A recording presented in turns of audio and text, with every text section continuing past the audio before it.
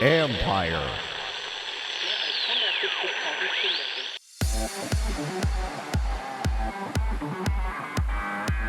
A ticket to an event can be way more than your way of getting in the door.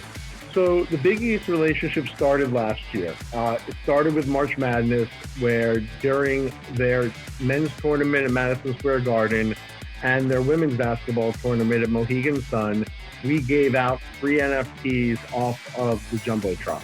That's Josh Katz, CEO of Yellowheart, who's helping sports teams and entertainers turn their tickets into a passport of experiences. This is the Future Sport Podcast. I'm Bram Weinstein.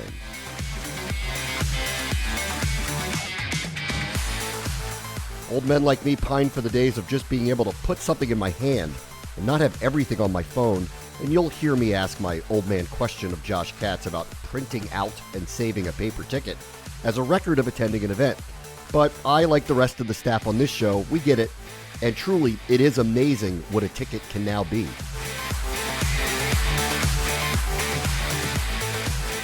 Our guest this week is Josh Katz. He's the CEO and the founder of Yellowheart, which is NFT live event ticketing and blockchain collectible platform. We're going to talk specifically about a partnership they have with the Big East that is really modern and interesting. Hey, Josh, how are you? Hey, I'm doing well. How are you? Why don't you give me a little bit of the background of Yellowheart first before we get into the specific partnerships? Yeah, absolutely. So, Yellowheart was started in 2017 to really evolve and, take live event ticketing and make it, modern, really modernize it. And we do that through turning the ticket into fan engagement and allowing it for it to be something that continues to engage with the fan, doesn't just die upon entry. Since then, the company's really evolved where we're sitting on 3 products today. We have a full Web3 NFT-enabled ticketing product.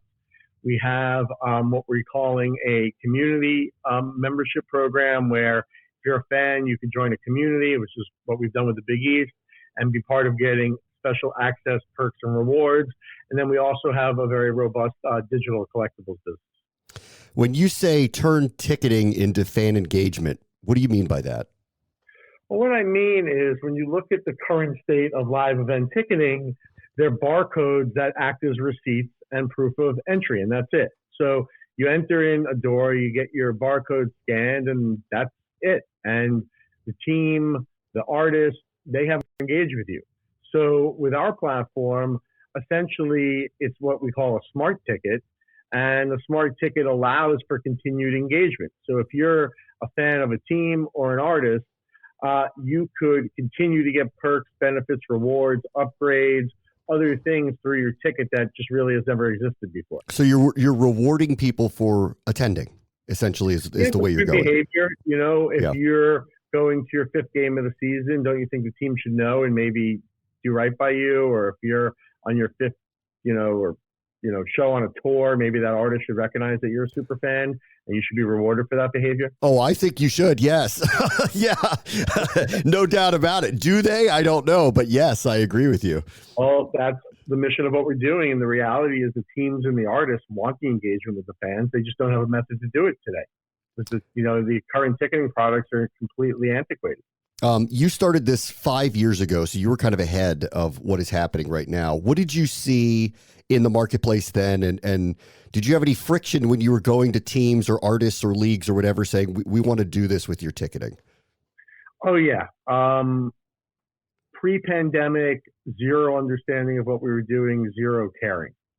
During the pandemic, particularly in last year in 21, NFT and Web3 emerged and, became something that people were looking towards as the future and actually believed in it. So being a leader in the space around live events, suddenly there's been less friction. Now what we've dealt with over the last year is just a level of people understanding it, which is now coming, rising to the top finally, where teams and artists understand what the power of this technology could do for them and their fan base, and essentially monetization. So now we're getting a lot less. But initially there was tons of resistance, tons of pushback. lack of understanding, but that seems to be parting right now. Yeah. Okay. So take me through the pandemic a little bit too. Things were shut down. There has been, I don't know, in my life, there's been probably for a lot of other people, especially in music, almost a flood of events that have occurred, almost like everybody's gotten back on the road again now that the venues have been reopened. A lot of concerts that I had tickets to that were canceled during the pandemic have now reopened and they've come back, and I've been attending those.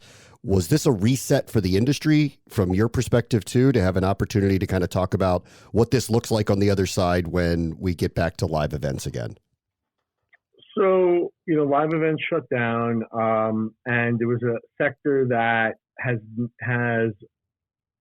been pretty fast moving, with people just really in the sector that want to enjoy their jobs. They want to enjoy the music, they want to enjoy the sports, and they never really looked at making changes. It was something that if it wasn't broken, don't fix it. And paper tickets and barcode tickets were a thing.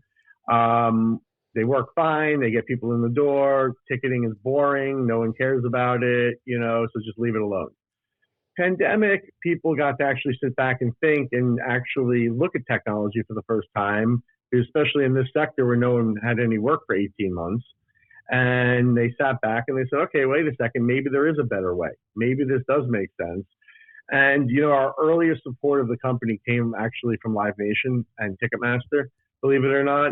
The only person that believed in what we were doing and actually saw the vision was Jared Smith, who at the time was the CEO of Ticketmaster.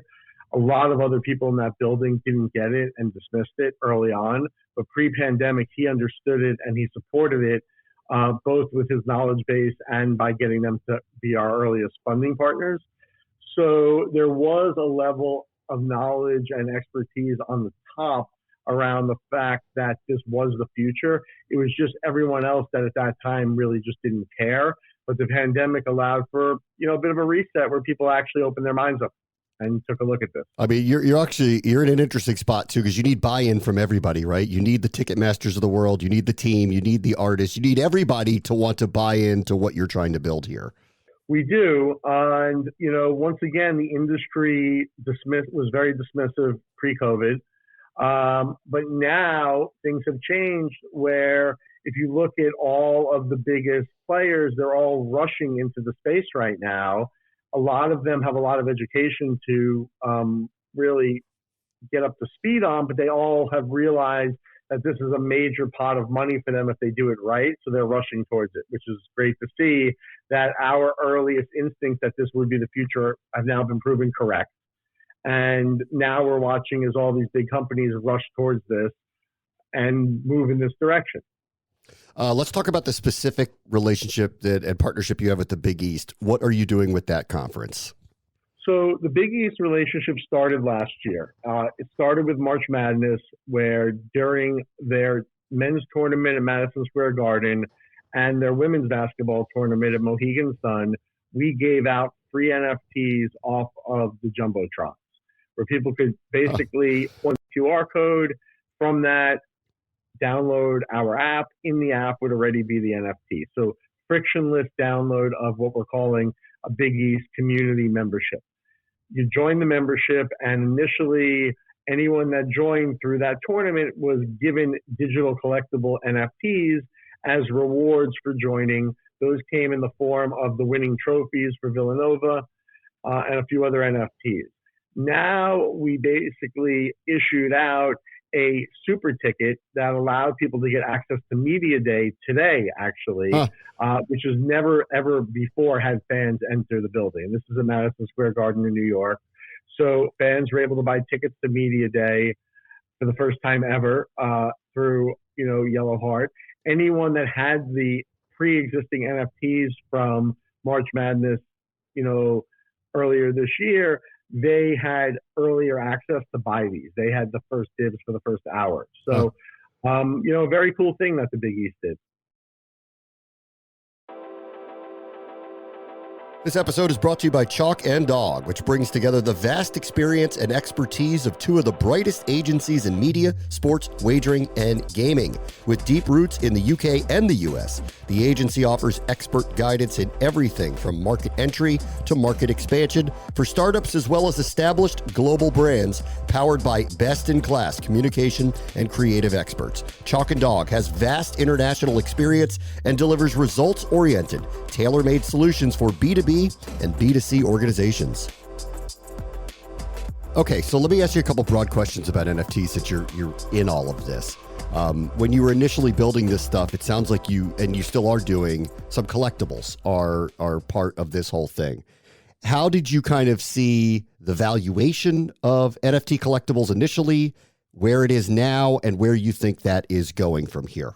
The initial gold rush happened around what we call profile pictures, where people suddenly realized that there's something called a digital good. Now, anybody who's a gamer has understood this for many years, where you go into games, whether it's, yesterday's games or today's games like Fortnite and Roblox and League of Legends and other things, where you're buying digital goods. The issue has always been that you buy those digital goods and then not only could you not resell them, but you can't even trade them.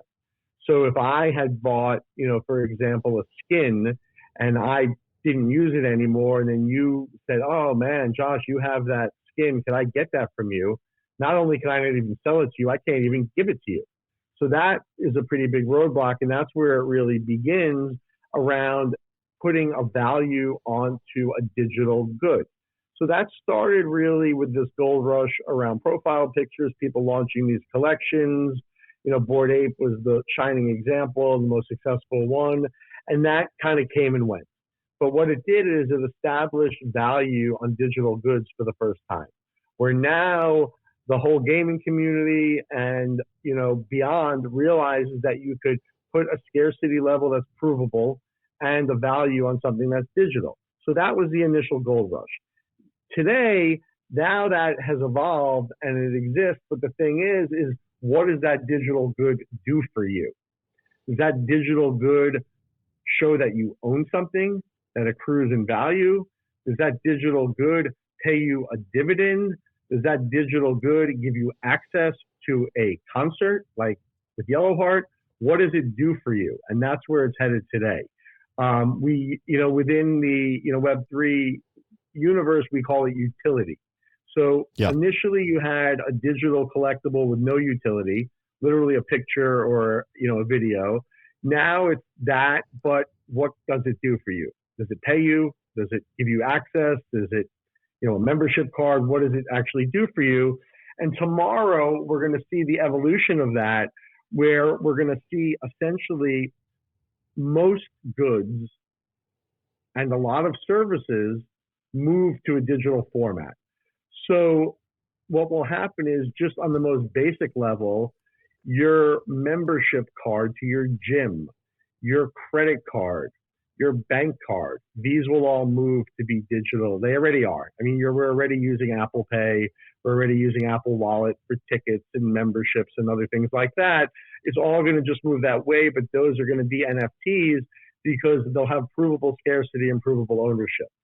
So as a digital good. So that's really where it's going to move, where you'll see your lease, your deed, your contracts, your memberships, your, bank cards, your, tickets, clearly, all of these things moving this direction into NFTs. Okay. So at the point where we are now, and maybe this is different for every group you work with, but I do wonder, what do fans want in terms of utility? Do they want merchandise? Do they want food? Do they want a ride share? Do they want tickets to another event?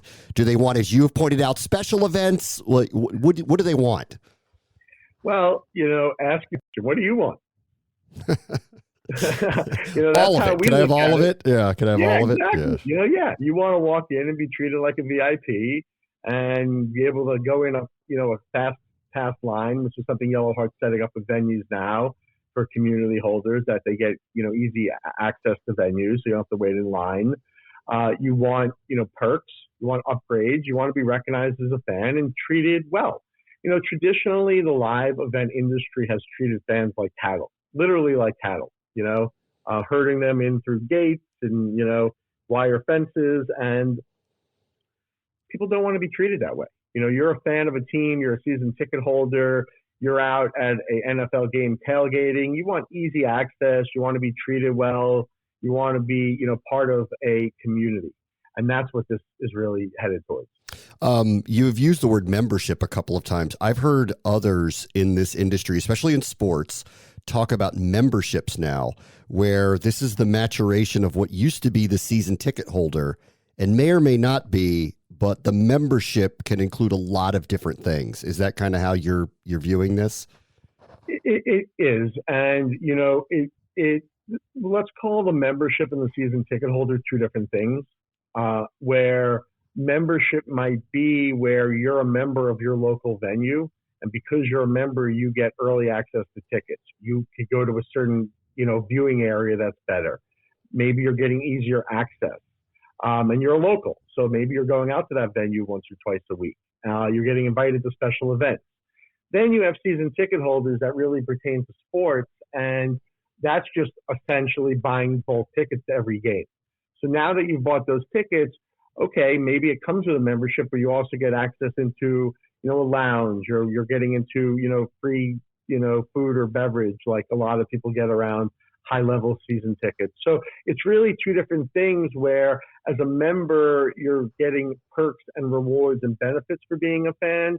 As a season ticket holder, you might be getting those, plus you also have the tickets. Okay, last thing. Here's my old man question. I like holding the ticket. Can I get a printed ticket out ever again? Is that a possible? Yes, that's what I want. Can I get that, please? Why do you want this? I can't understand why you want this. You know what? There's no pictures on it. Okay, so I do want a more modern ticket for sure. I agree with you. But there's something about tangibly holding something that feels like a collectible to me. It's like a tangible, I was there, and I can show this as a mark of my sporting history and my fandom. I don't know. I just want it. I understand. So you'll have this. And the difference is as a tangible piece of paper, the end of the day, it's digital. Think about how we all interact today. Everything's sitting in the cloud. It's sitting on your computer, on your phone, in the palm of your hand. Yeah. It's not, you don't have paper file cabinets sitting behind you now with all of your documents. They're sitting on a hard drive. And we're moving towards a digital age. For, the generation that still wants paper, then listen, paper could be there. It's funny you say that, because I had a discussion recently with someone at the Philadelphia Eagles who told me that there's one suite out of all the season ticket holders that still demands paper tickets, but there's one left. And I actually know the suite owner, and they actually asked me if I would go talk to him on behalf of them to try to get him off the paper. So when I spoke to him, he informed me that since he's a child, he has those old books. What are they? The ones that you put pictures in, that are filled up with all of his ticket stubs. And it's a ritual for him on every Sunday. It is for me too. It is. Listen, I get it. I have envelopes and envelopes of concert tickets from when I went to from the earliest days, hundreds of Grateful Dead ticket stubs, hundreds of Fish ticket stubs, I get it. But at the end of the day, if I have it on my phone as an NFT, it then might have value. There might be multiple tickets that I could then go put up on social. So all my friends could see, oh, wow, he went to the game. He was a VIP. And it actually becomes social currency, where this piece of paper just gets crumpled and stuck in your envelope or whatever. Yeah. So I think the question would be like, why would somebody want a baseball card then and not a digital version of the baseball card? I don't know. There's something about literally having it, holding it, putting it in your hands. I fully agree with you. And I think what it is it's a generational thing where I think that, the younger generation who is used to everything being on their device, the same way, if I look at my grandparents, like they want my grandfather wants a lot of cash in his pocket, that's money to him, and that's what he knows. And he knows going out for dinner and whipping out $100 bill. And to him, that's, how you pay for things. Whereas my parents have plastic in their pocket, And then me, I have a phone in my pocket with Apple Pay. So it's just a generational thing. Yep, I hear you. All right. Josh Katz, CEO, founder of Yellowheart. Thank you so much for joining us. Thank you. This was fun.